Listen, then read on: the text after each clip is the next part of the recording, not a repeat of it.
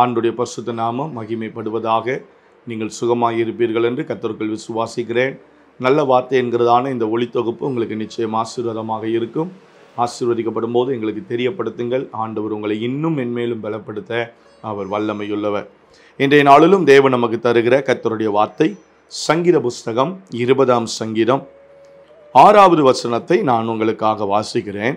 கர்த்தர் தாம் அபிஷேகம் பண்ணினவரை இரட்சிக்கிறார் என்பதை இப்பொழுது அறிந்திருக்கிறேன்.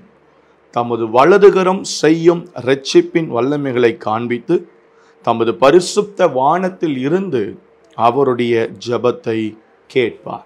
கர்த்தருக்கு ஸ்தோத்திரம் உண்டாவதாக. கர்த்தர் இரட்சிக்கிறார் என்பதை, விடுவிக்கிறார் என்பதை, ஆண்டவர் பதில் கொடுக்கிறார் என்பதை, தம்முடைய வல்லமையினால் எனக்கு உதவி செய்கிறார் என்பதை நான் அறிந்திருக்கிறேன். கர்த்தருக்கு ஸ்தோத்திரம் உண்டாவது. நான் அறிந்திருக்கிறேன். அதான் ஒரு நம்பிக்கையின் அடையாளம், ஒரு நம்பிக்கையின் ஒரு வாக்குமூலம். கர்த்தருக்கு ஸ்தோத்திரம் உண்டாவதான். என் தேவன் யார்? நான் ஆராதிக்கிற ஆண்டவர் யார்? நான் சேவிக்கிற தேவன் யார்? நான் அறிந்திருக்கிறேன். என் கர்த்தரை பற்றி நான் அறிந்திருக்கிறேன். என்ன அறிந்திருக்கிறேன்?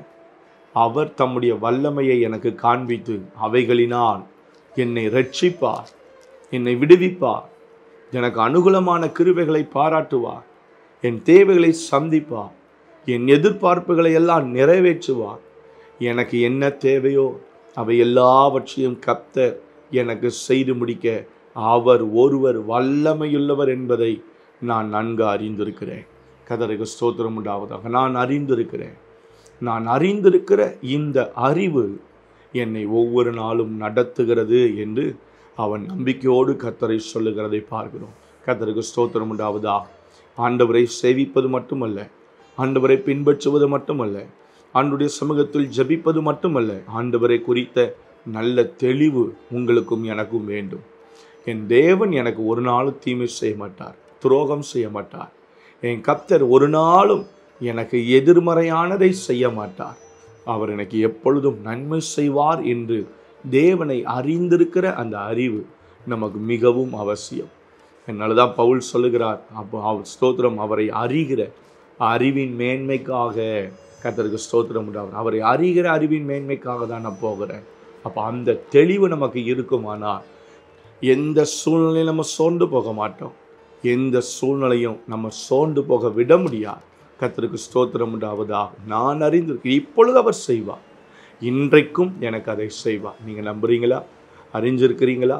என் கர்த்தர் எனக்கு அதை செய்கிற அமேன் தேவன் என்பதை நீங்கள் அறிந்து கர்த்தரை துதிக்கிறீர்களா? நிச்சயமாகவே உங்களுடைய அமேன் எல்லா நம்பிக்கையையும் வீண் போகாமல் நல்ல முடிவை கொடுக்க கர்த்தர் போதுமானவர். தகப்பனே, அப்படியே உதவி செய்யும். நாங்கள் அறிந்திருக்கிற இந்த தேவனை இன்னும் அதிகமாய் அறிந்து சேவிக்க, அறிந்திருக்கிற இந்த ஆண்டவரை இன்னும் அதிகமாய் அறிந்து, ஆண்டவரே உம்முடைய சமூகத்தில் உண்மை நாங்கள் ஆண்டவரை இன்னும் அதிகமாய் உறுதியாய் பிடித்து கொள்ள கிருபை தார், பலப்படுத்தும். இயேசுவின் அற்புதமான நாமத்தில் பிதாவே, ஆமென், ஆமென். Have a good day. கர்த்தர் உங்களை ஆசீர்வதிப்பாராக. ஆமென், ஆமென்.